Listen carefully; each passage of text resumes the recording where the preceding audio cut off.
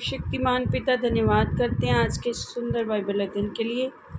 खुदावन हर एक को बड़ी बरकत दीजिए, आशीष कीजिए पिता, यीशु नाम से मांगते हैं, आमीन।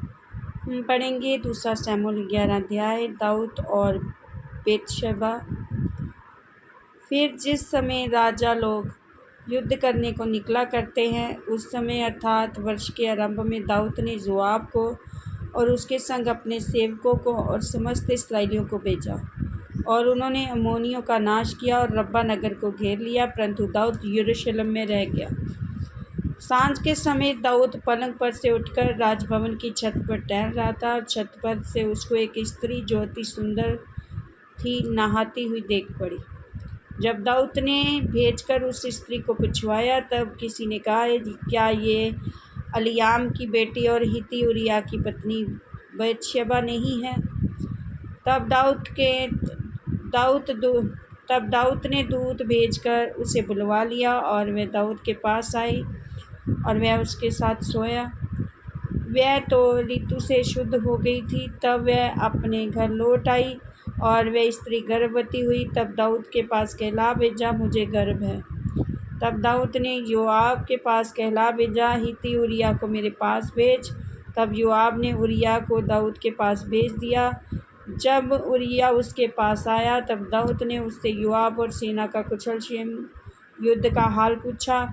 तब दाऊद ने उरिय्याह से कहा, अपने घर जाकर अपने पाँव धो। और उरिय्याह राजभवन से निकला, और उसके पीछे राजा के पास से कुछ इनाम भेजा गया। परंतु उरिय्याह अपने स्वामी के सब सेवकों के संग राजभवन के द्वार में लेट गया और अपने घर ना गया। जब दाऊद को ये समाचार मिला, उरिय्याह अपने घर नहीं गया।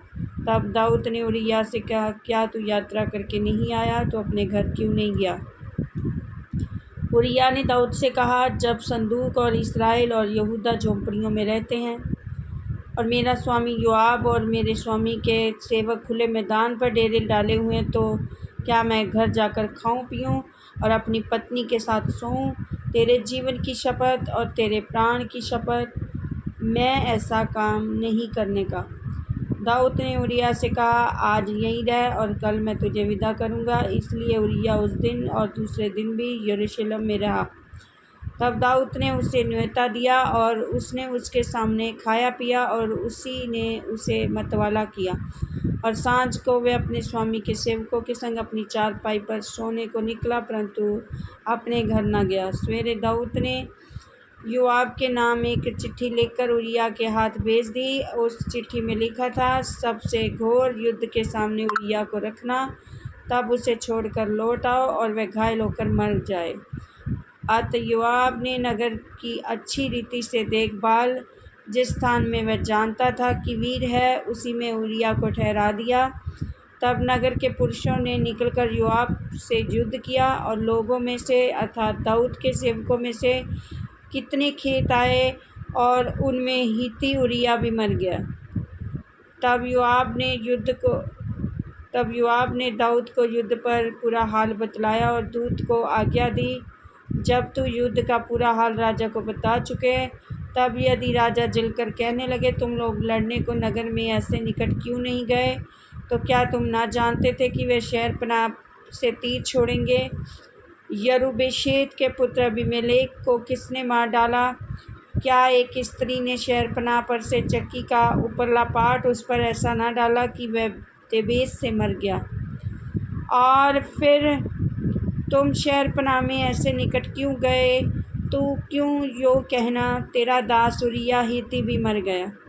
तब दूत चल दिया और जाकर दाऊद से योआब की सब बातों का वर्णन किया। दूत ने दाऊद से कहा, वे लोग हम पर प्रबल होकर मैदान में हमारे पास निकल आए, फिर हमने उन्हें फाटक तक खदेड़ा। तब धनुर्धारियों ने शहरपनाह पर से तेरे जनों पर तीर छोड़े, और राजा के कितने जन मर गए, और तेरा दास उरिय्याह हित्ती भी मर गया। दाऊद ने दूत से कहा, योआब से यूँ कहना, इस बात के कारण उदास ना हो, क्योंकि तलवार जैसे इसको वैसे उसको भी नष्ट करती है। तू नगर के विरुद्ध अधिक दृढ़ता से लड़कर उसे उलट दे, और तू उसे हियाव बंधा, जब उरिया की स्त्री ने सुना मेरा पति मर गया, तब वह अपने पति के लिए रोने पीटने लगी।